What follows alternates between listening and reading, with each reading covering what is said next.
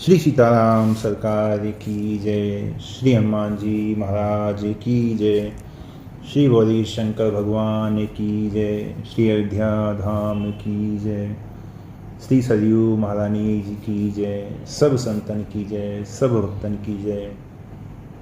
जय जय श्री सीताराम। श्री तुलसीदास जी का चरित्र हम सभी सुन रहे हैं।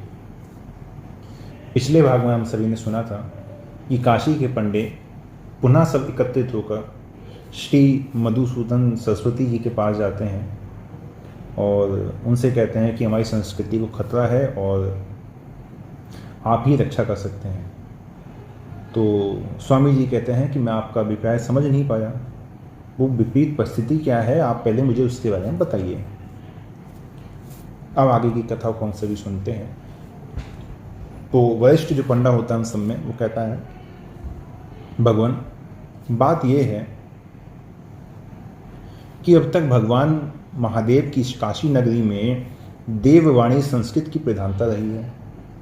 हमारे समस्त वेद, पुराण, उपनिषद, स्मृति, संहिता, सठ शास्त्र, रामायण, महाभारत, ये सब इतिहास ग्रंथ संस्कृत भाषा में विभाषित और समादिष्ट होते हुए आए हैं।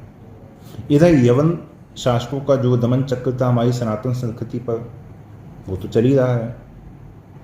और एक और नया कुचक्र तुलसीदास नाम के एक वैरागी साधु ने ये चलाया है कि ग्राम्य भाषा में, जिसको लोग हिंदी की संज्ञा दे रहे हैं, रामचरितमानस नाम का एक ग्रंथ लिखकर उसका प्रचार प्रसार करना आरंभ कर दिया है।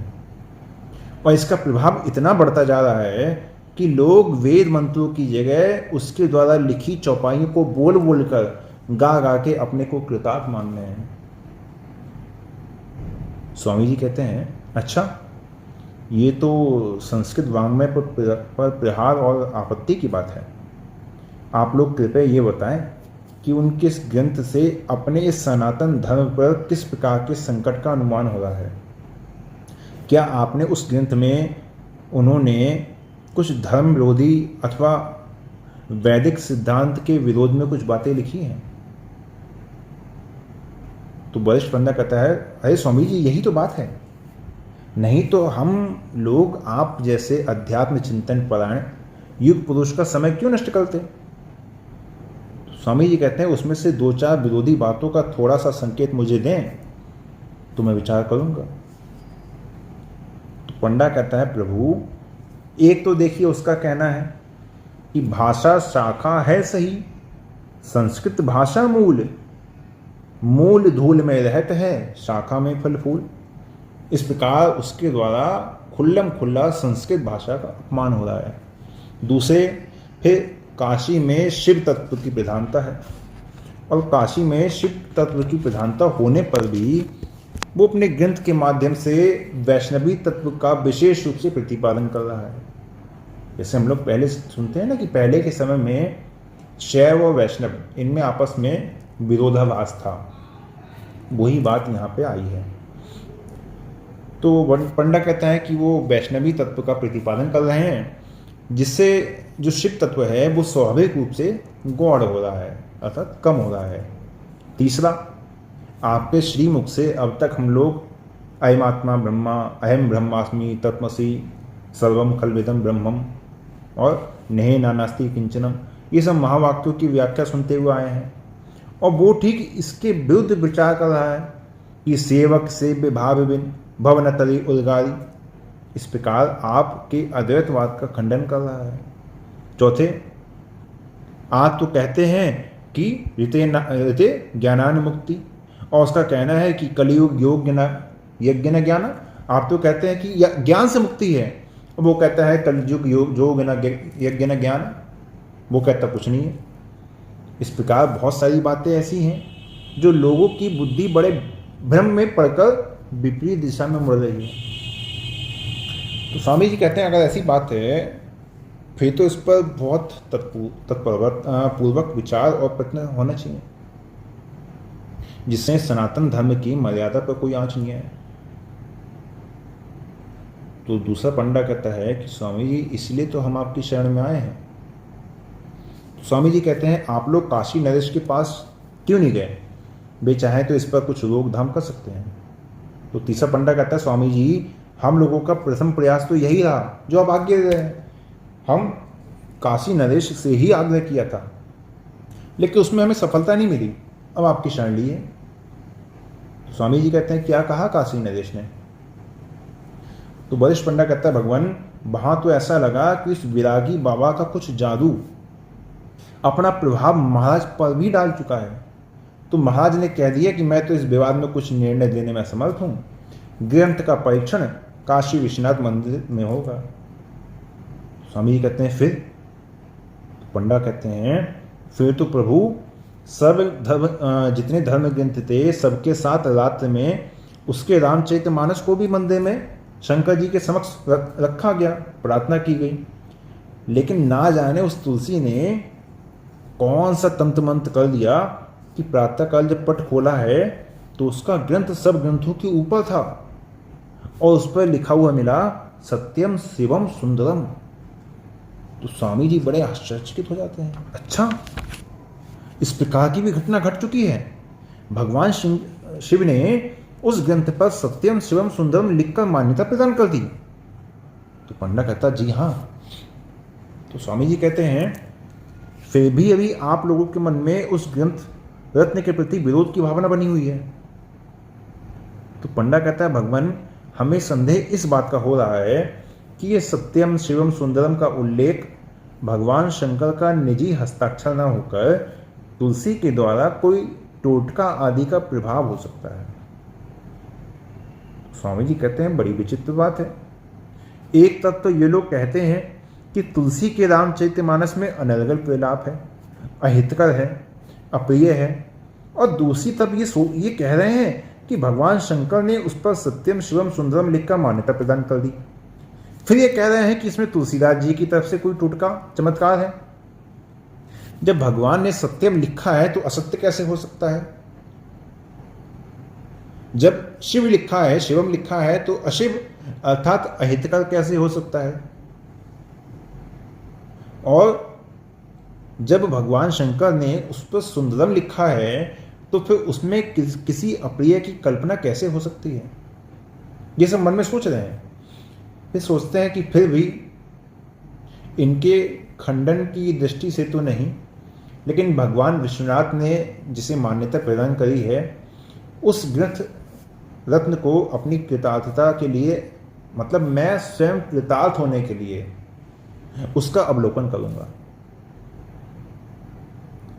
तो वरिष्ठ पंडित कहता है, स्वामी जी हमारी प्रार्थना अवश्य स्वीकृत हो, हमारी प्रार्थना को स्वीकार कीजिए, वरना क्या होगा? रामचरित मानस तुलसी कृत जग में आदर पावे, यति बल तब अद्वैतवाद फिर मिट्टी में मिल जावे। याते अभी सावधान हो तुलसी की कृति खंडे, भाषा ग्रंथ हे बतलाकर वेद पुराण नहीं मंडे।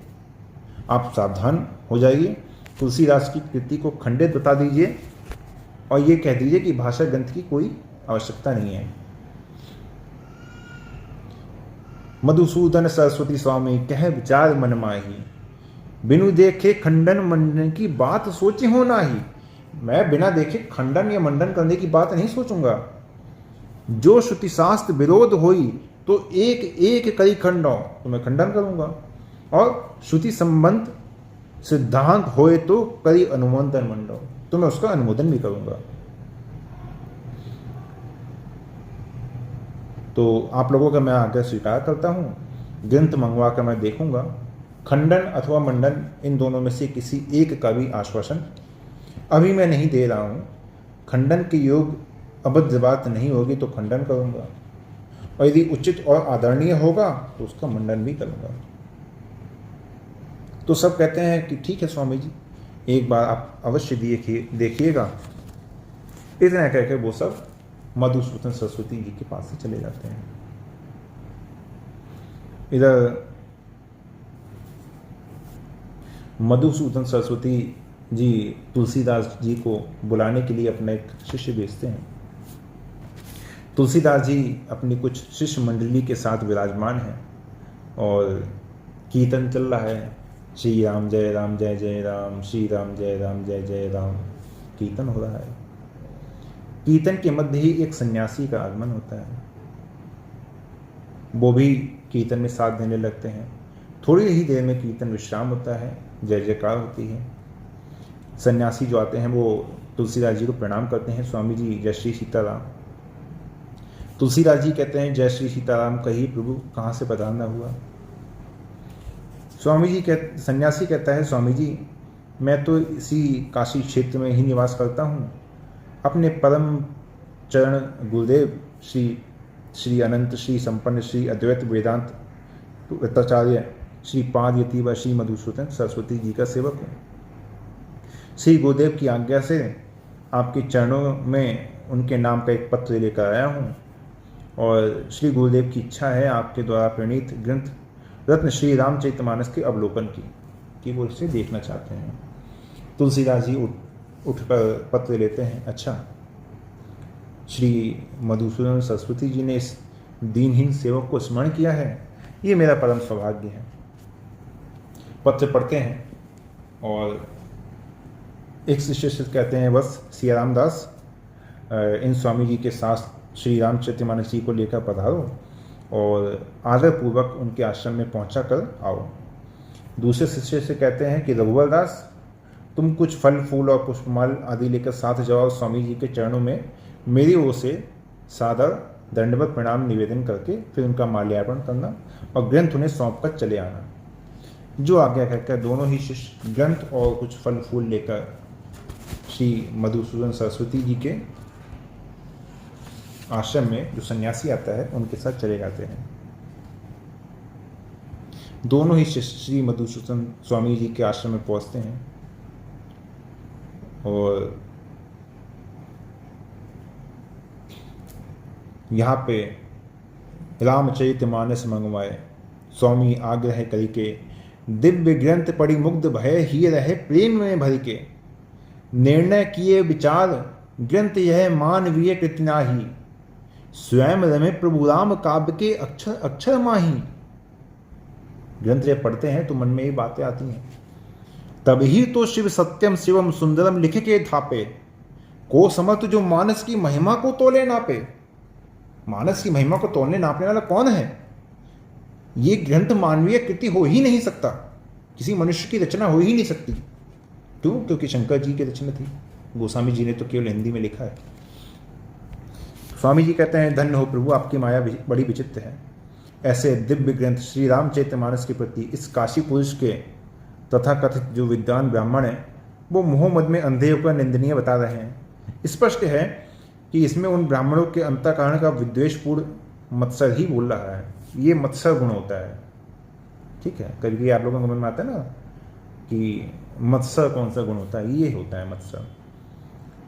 तो भला कहिए जहाँ इस महापुरुष ने लिखा है कि बिनु छल विश्वनाथ पद नेहु, राम भगत कर लक्षण एहु, प्रभु समर्थ सर्वज्ञ शिव सकल कला गुणधाम, जोग ज्ञान वैराग्य नदी प्रणत कल्प तरु नाम। इन वाक्यों में कहाँ शिव तत्व का विरोध है? वे लोग कहते हैं कि तुलसी निर्गुण निराकार का विरोधी है, और इस महापुरुष ने लिखा है कि सगुण ही अगुण ही नहीं कुछ भेदा, गाव ही मुनि पुराण बुध वेदा, अगुण अरूप अलख अजोई, भगत प्रेम बस सगुण सो होई, भगत ही ज्ञान ही नहीं कछु भेदा, उभय हरे भवबंधन खेदा। व्यवहार में भी कितना स्पष्ट वर्णन है। परहित सरस धर्म नहीं भाई है, पर पीला सम नहीं अधमाई, परम धर्म श्रुति विदित अहिंसा, पर निंदा सम अग्नगिरीशा। इस ग्रंथ रत्न के प्रत्येक अंश उपादेय ही उपादेय हैं, अर्थात प्रशंसा के ही योग्य हैं। तुलसीदास जी का ये ग्रंथ पूर्णतया अक्षरशः सत्य है। नाना पुराण निगमागम सम्मतम यद रामायणी निगदतम कुछ न्योपी, स्वंतः सुखाय तुलसी रघुनाथ गाता, भाषा निबंध मति मंजिल मातुनोती। तभी तो शंकर जी ने अपनी श्री कर कमलों से हस्ताक्षर में सत्यम शिवम सुंदरम लिखा है। सचमुच ये ग्रंथ मानवीय कृति नहीं, ये तो ईश्वरीय प्रसाद है। इनके अक्षर अक्षर में प्रभु राम रमे हुए हैं। इतना नहीं, यदि ये कहा जाए कि ये ग्रंथ नहीं है, ये ग्रंथ नहीं है, अपितु भगवान श्री राम का वांग्मय श्री विग्रह तो इसमें कोई अतिशयोक्ति नहीं होगी। और ये ग्रंथ किसी प्रकार से खंडनीय नहीं है, ये तो मंडनीय है, परम रमणीय है।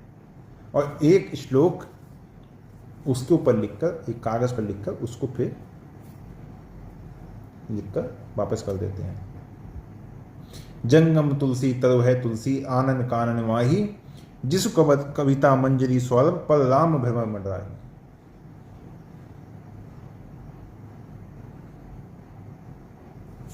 अब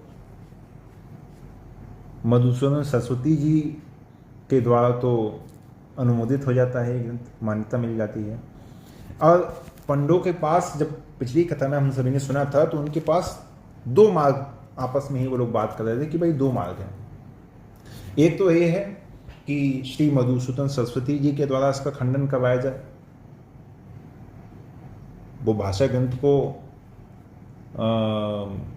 जो है खंडन ही करेंगे, उसका मंडन तो करेंगे नहीं। और दूसरा बात ये थी कि काशी के जो दो प्रसिद्ध चोर हैं, है ना, निधुआ और सुधुआ, उन दोनों से गोस्वामी जी की स्कृति को चुरवा लिया जाए, चोरी करवा लिया जाए।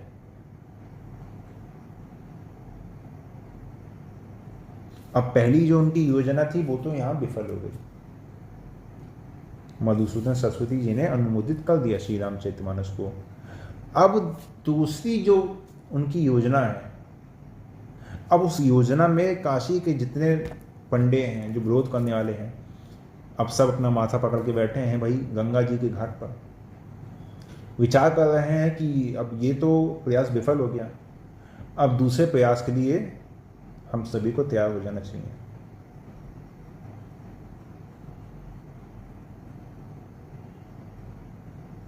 दोनों ही घाट पर एक पंडे को भेजकर उन दोनों चोरों को बुलाते हैं। चोर से कहते हैं कि देखो भाई, तुम्हें धन की आवश्यकता है, धन हम लोग तुम्हें देंगे,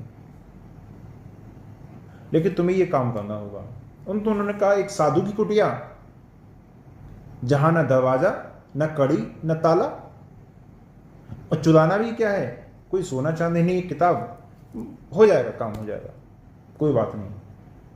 उन्होंने मन में सोचा कि काम तो इतना सरल है और मुंह मांगा धन मिल रहा है, हो जाएगा काम, कोई बड़ी बात नहीं है। इतना करके वो दोनों रात्रि का आश्वासन देकर कि सुबह तक आपके पास पुस्तक पहुंच जाएगी, वो दोनों चले गए। अब आगे भगवान की जो लीला है उसको हम सभी फिर अगले भाग में सुनेंगे। आज के लिए यहीं विश्राम देते हैं।